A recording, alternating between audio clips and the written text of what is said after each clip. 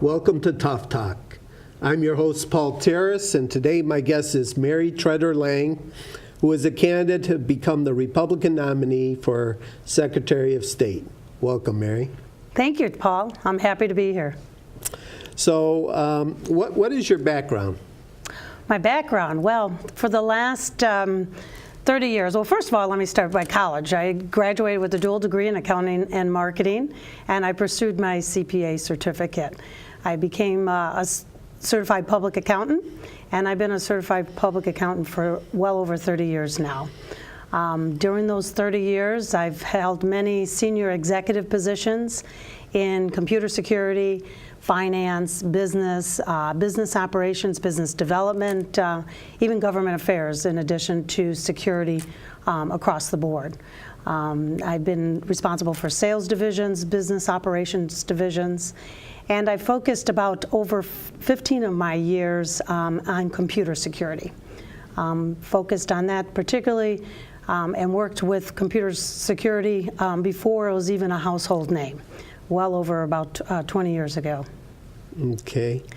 Explain to our viewers how the Republicans select a nominee for Secretary of State. Well, I don't think it's any different than the Democratic way either, but that is, it's done by precinct delegates. And there is a state convention for the GOP party at the end of August, August 25th.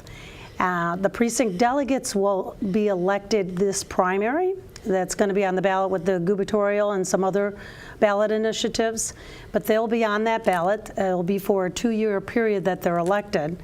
But on August 16th at 7 o'clock, all counties throughout the state of Michigan, they will meet and they will choose which of those delegates that got chosen in the primary will go to the state convention at the end of August. And this year's state convention's in Lansing, as I indicated, on August 25th, which is a Saturday.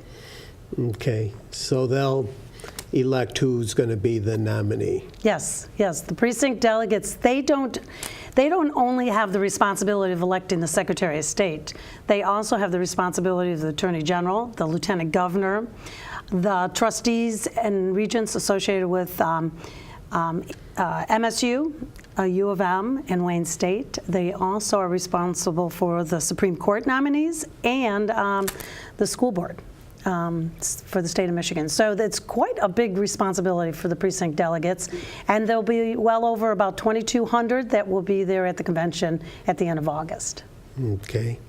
Yeah, as we've said on this show numerous times, excuse me, being a precinct delegate is very important. So it's a big responsibility, and a lot of folks have been asking me, you know, why my name's not on the primary ballot. They were looking forward to electing me, and quite honestly, I tell them, I said, if it was the traditional primary way, I would probably be a shoo-in for the election, for the nomination, because we're putting well over 6,000 to 7,000 miles every month on our vehicle, or on my vehicle, throughout the state of Michigan. We're traveling to meet with precinct delegates, meet with GOP activists throughout the state, as well as just regular old state of Michigan citizens, and I introduced myself as a candidate for Secretary of State as well. Okay. What would be your top priorities as Secretary of State? My top priorities from day one, my platform, which is a very positive platform, is security, optimization, and stability. And under the security component is one citizen, one vote. That there's a number of initiatives behind that. One is to train not only the poll workers but clerks with state-of-the-art training, in which each and every one of them would be required, I should say poll workers would be required to have a certificate in order to work for poll elections on that particular day of election. And that certificate would be something in which 30 days out that they get trained, they get certified, and that we know that they understand the procedures that have to be performed, their responsibilities. They know how to add, subtract, check off people on the voter rolls, all the things that are so critical to the integrity of the vote. On top of that, I also plan on recruiting poll workers, and those poll workers will come from the business community, libraries, service organizations, as well as colleges. And as the next Secretary of State, I'd like to have a team of poll workers that are available for those precincts that are understaffed on Election Day. Or as individuals get burned out or tired, because these are long, grueling days, that we have staffing that can come back and support them, and that we always have 3 individuals at every precinct, and they all understand what is required of them on Election Day, and they're trained that way. Underneath my one citizen, one vote, to continue on, is I also plan on cleaning up the voter rolls. Ruth Johnson has done a fabulous job. She's removed well over 800,000. You got that? 800,000 individuals, both deceased or those that have moved to other states. I plan on continuing that forward momentum, but I have real solutions associated with that. And one of the solutions is to participate with Erica States. Erica States is similar to the interstate cross-check that Secretary of State Ruth Johnson participates today, but that's one in which, as individuals leave our state and they go and register elsewhere, that we remove them from the files. And the Erica States is just the continuation, and it's broadening and expanding that footprint of other states in which we can clean up our voter rolls with. On top of that, I plan on developing and initiating relationships with all the Secretary of States throughout the United States to develop a ways and a means that all of us are communicating to continue to perfect and clean up our voter files to make sure that we have only those registered and eligible voters in our state voting, and not opening up for opportunities elsewhere. In addition to that relationship, I think it's important, and it comes with my business and financial background that I've developed over the years, and that is to develop a relationship with them so that if there's some best practices that they may have available, or ways that we can just ensure that we're communicating and developing those relationships, which is critical across the United States to keep all our voter files accurate and protecting the integrity of the election process as well as the vote. And then with my strong computer security background, utilizing computer security in the one citizen, one vote to ensure that we not only keep the elections fair and and accurate, but we also protect the election process from vulnerable access and information for potential outside intrusion. So that background is mine is very strong. That one citizen, one vote is critical on my platform, and that's really ensuring the integrity of the election process, protecting the integrity of each and every vote, and ensuring that we have fair election results. And then you ask, on top of that, we can all agree that the lines at the branch offices are horrendous at some times. And they're long, and they shouldn't be. And so one of my key proponents of my platform from an optimization standpoint is respecting your time in line. And again, providing real solutions to that and providing ways in which to reduce those lines. I have a number of initiatives there. And that is really taking modern technology, the technology that we use today in our daily life, and broadening and expanding that in the Secretary of State's office so that today we are able to do some transactions online. To take that, broaden and expand that so that you have other additional options and transactions that you can do. Also making it a little bit more user-friendly, easier to manipulate and go around and figure out how to find that transaction that you want to do at the Secretary of State. So making it user-friendly, so to say. On top of that, if many of the precinct delegates, will have received a blast that I've sent out, and that is putting an Express SOS app on our phones. Today, with modern technology, we use our phones for just about everything. Banking, boarding airplanes, you name it. And so there's no reason why, for the convenience of everyone here in the state, that we don't have an app on our phones that you're able to do transactions with the Secretary of State. At any given point in time, you could wake up in the middle of the night and turn on your phone and have at it and start doing your transactions that you may need to do. So having that availability is really important. And today, Ruth Johnson initiated this. It's called My Time.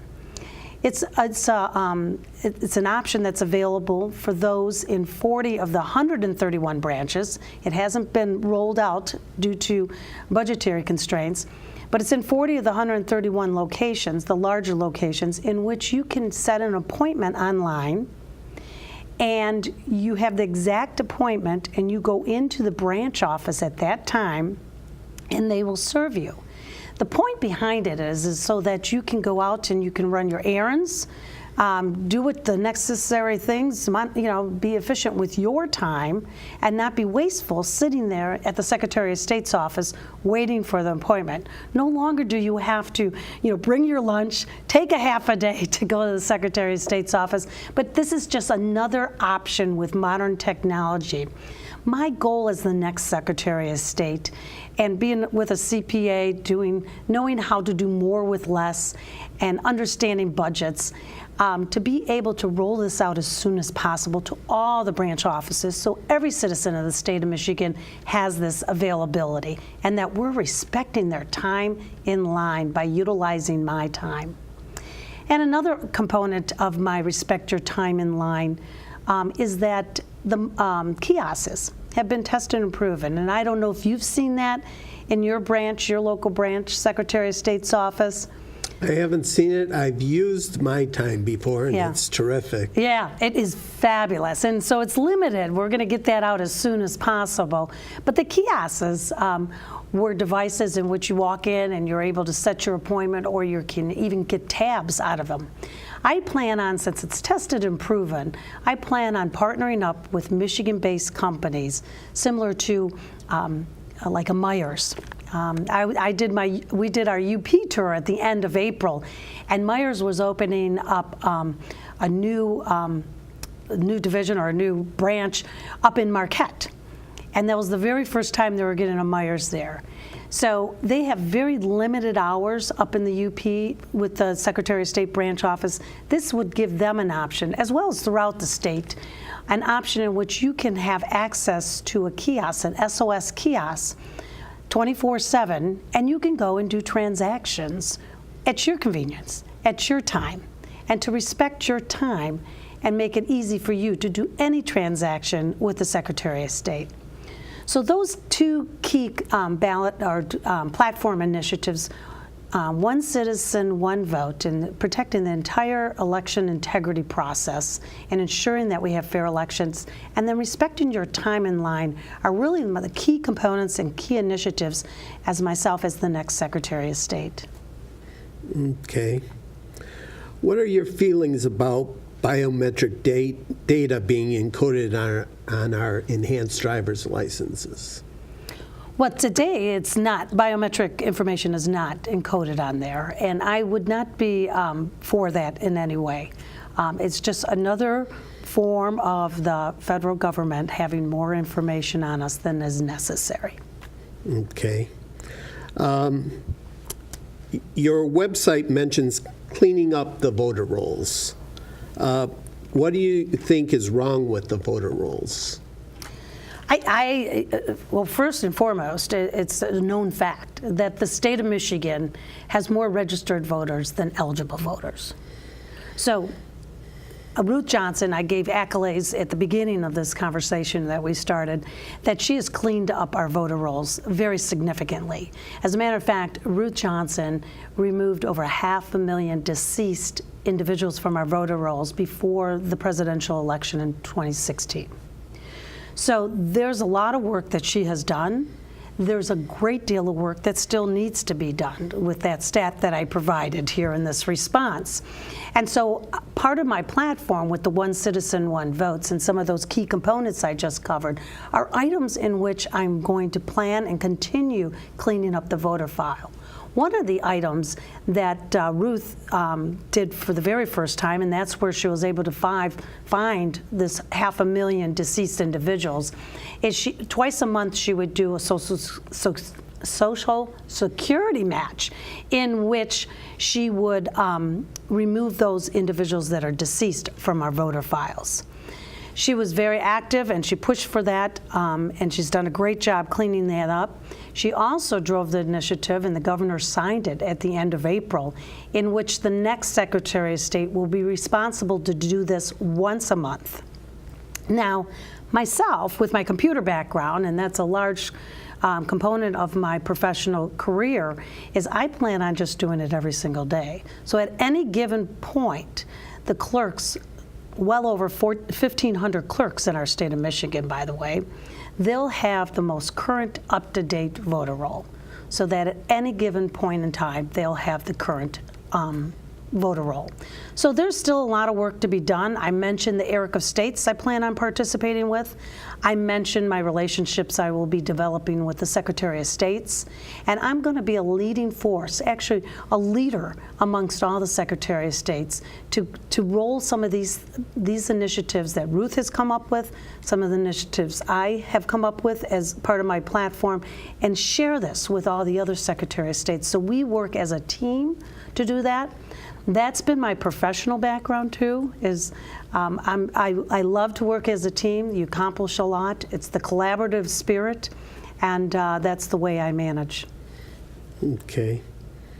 Your website also mentions fighting cyber attacks and threats. Have there been cyber attacks on the Secretary of State databases? You know, I don't know that for a fact, but I got to tell you something. I've been in this industry long enough. And I shared this a number of times when I've spoken and people have asked similar questions, is I got to tell you, our data on each of us has been exposed in one way, shape, or form. Where, don't know. What they take and what they utilize, you'll know. So if your personal integrity has been compromised, you'll know. I plan on developing a firewall, ensuring that we have the protection, dedicating a team that is going to be utilized in that manner to protect it. When I was at Ameritech, we hired a white hacker, they call it. It was ahead of the times. It was before it was even a common household name, but hired someone in which showed the vulnerabilities and penetrated the system there so that we could create the firewalls, create the encryptions for logons.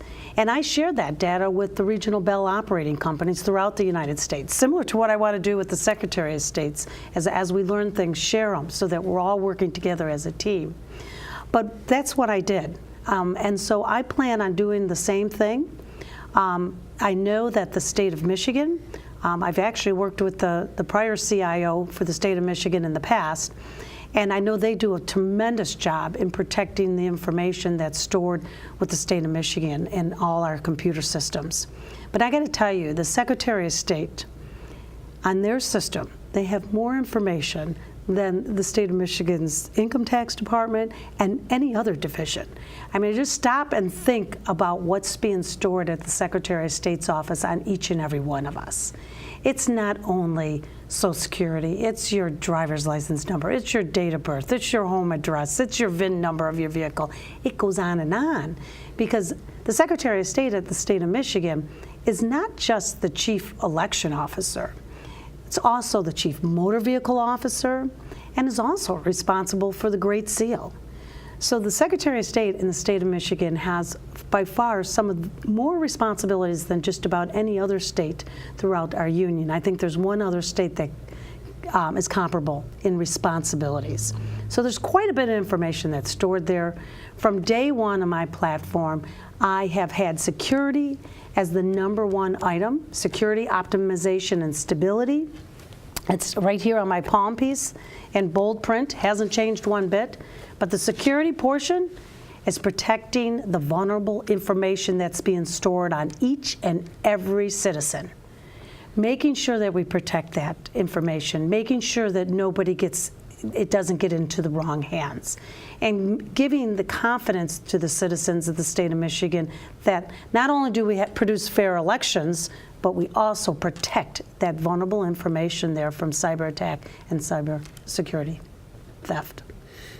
Okay.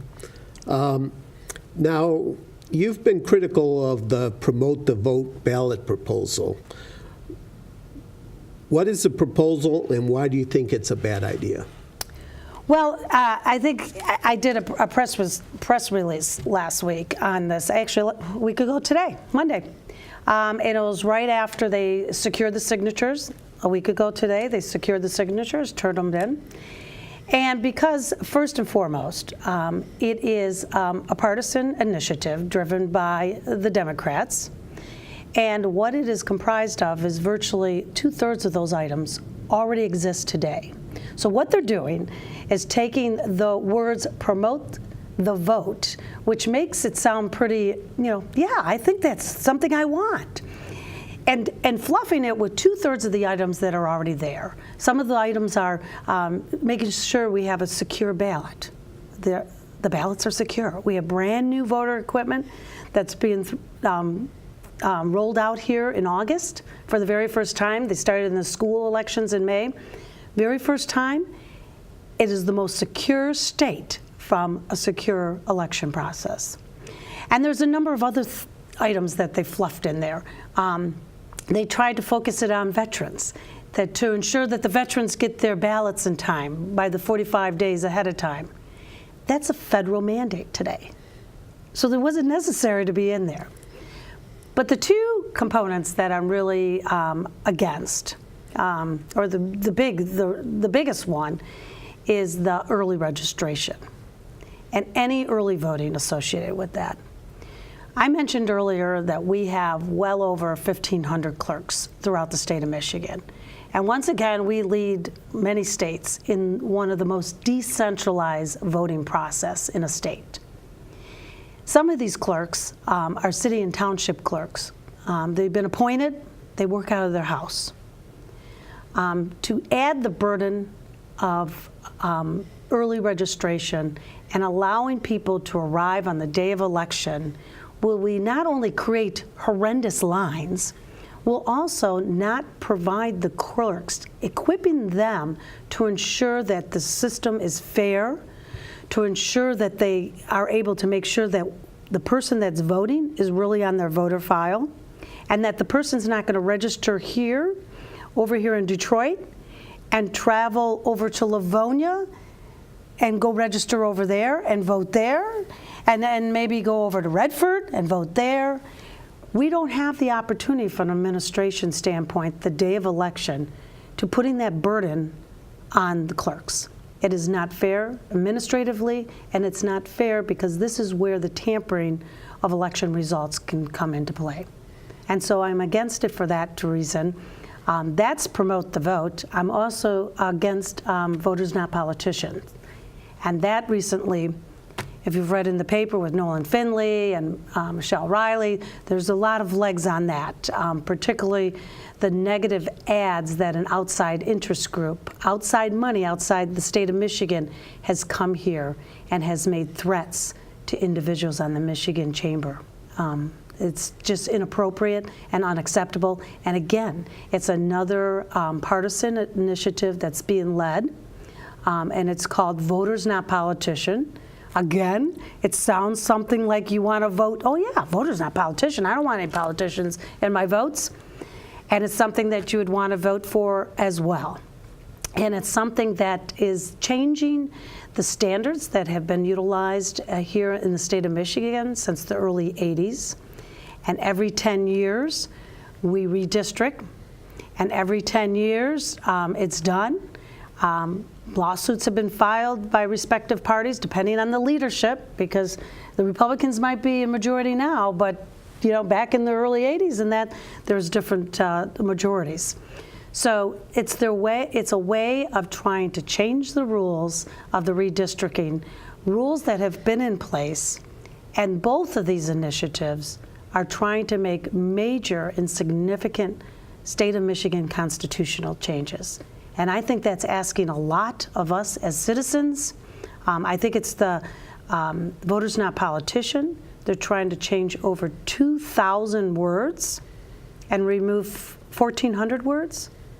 Numbers are my thing. That's why I can remember some of this stuff. But that's inexcusable. I mean, you know, I've had red lines and I've done documents and corporate documents and contracts and that, and you got some red lines here and there. But when you're making a 2,000 word change, that's some drastic and significant changes to the Michigan Constitution. It is. So you've been traveling the state of Michigan. Along the way, have you picked up some endorsements? Oh, yes. Well, thank you for asking. We have gained a tremendous amount of endorsements. I think it's 40 days to the convention, 40 days away, and as that momentum continues and we get closer, I am traveling each and every day, my team, and we're putting on over 7,000 miles every month. But as we meet with various organizations, groups with precinct delegates, with community activists, we are picking up endorsements compound. I mean, it just keeps on rolling and rolling. The elected individuals, both state representatives, senators, we've picked up a great majority of the Republican dominant controlled elected officials. I am proud and honored to say that I have 2 former Secretary of States that have endorsed my candidacy from the very beginning, both Candace Miller and Terry Lynn Land. And their endorsements because they know that on day one, I can begin doing the job on day one. And they have all the confidence in the world that I will continue the forward momentum for our great state. Okay. I also have Brooks Patterson, a number of executives. I also have former state party leaders, current party leaders. It's across the board. And more people are picking up the phone and calling me these days to jump on and endorse me. Okay. Well, with that, we'll wrap it up, but I want to thank you for being my guest on the show today, and best of luck to you. Thank you very much, Paul. I appreciate this opportunity. God bless you. You.